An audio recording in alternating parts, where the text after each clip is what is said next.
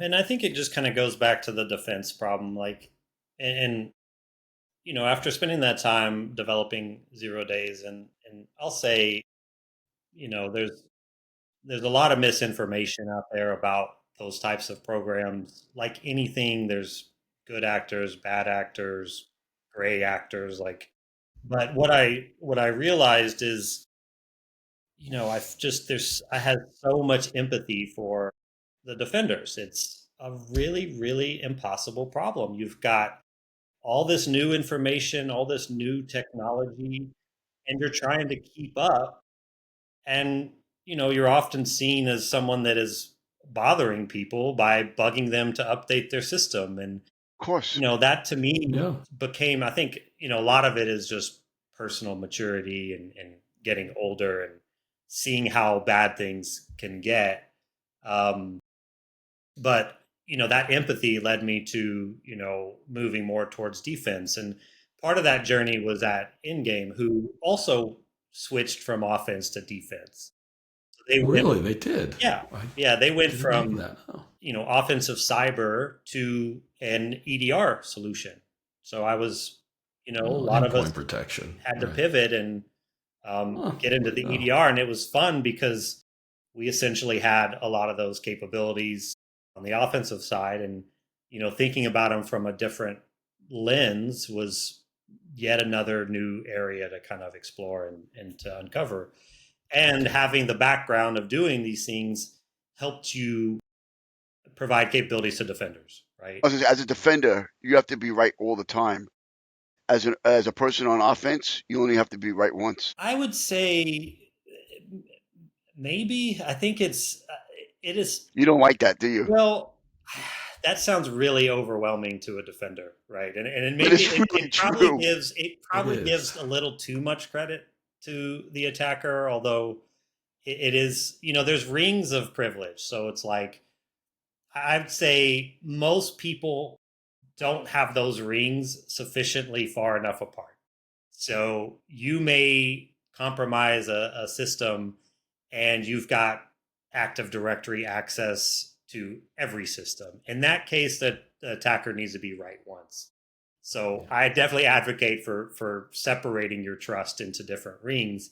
And a lot of people are good at that. So it is hard. It's harder in a lot of cases to fully compromise a business, but what the defender is having to do is not necessarily maybe be right all the time. It's they're prioritizing correctly all the time.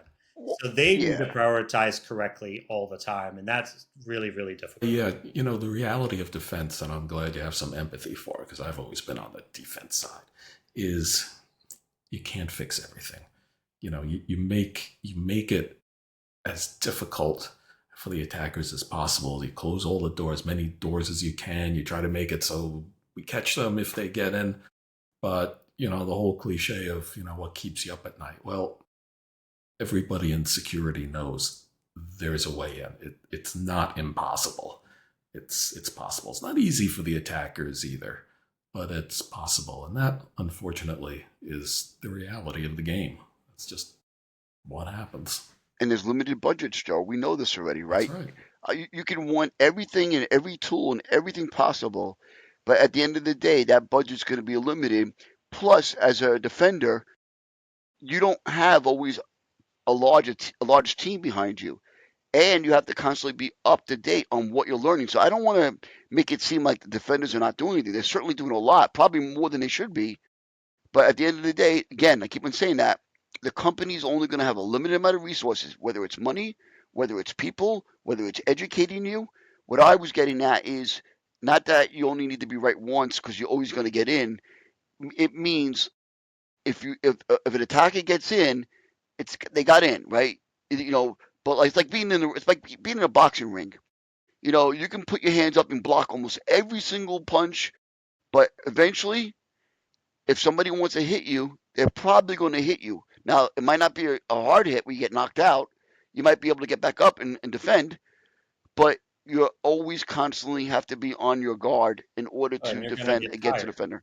Yeah, You get tired. Yeah. I think the way that, in cybersecurity and thinking about this problem is it's a tough role. It's a tough to keep up. There's always new technologies. There's always new attacks.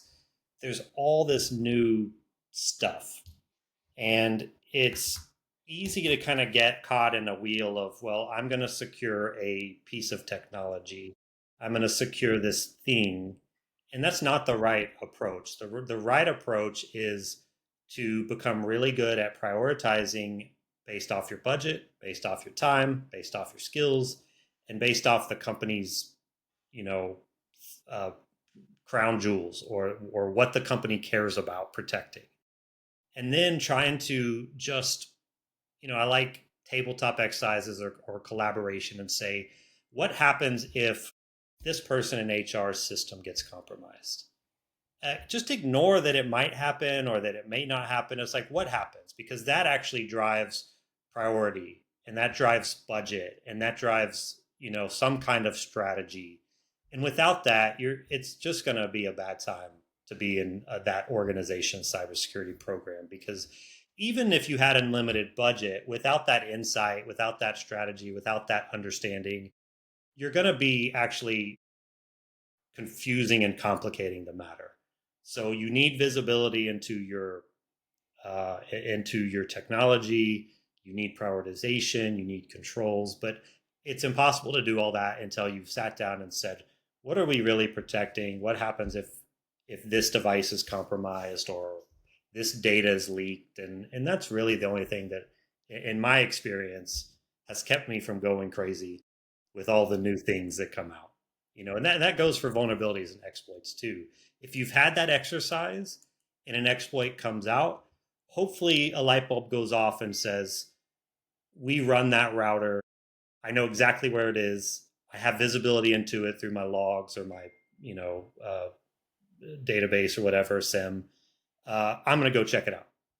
That's what really, I think, keeps people trying to refine their security programs, and is really beneficial, seeing it from the attacker side and also seeing it from the defense side. To see more, watch the full episode.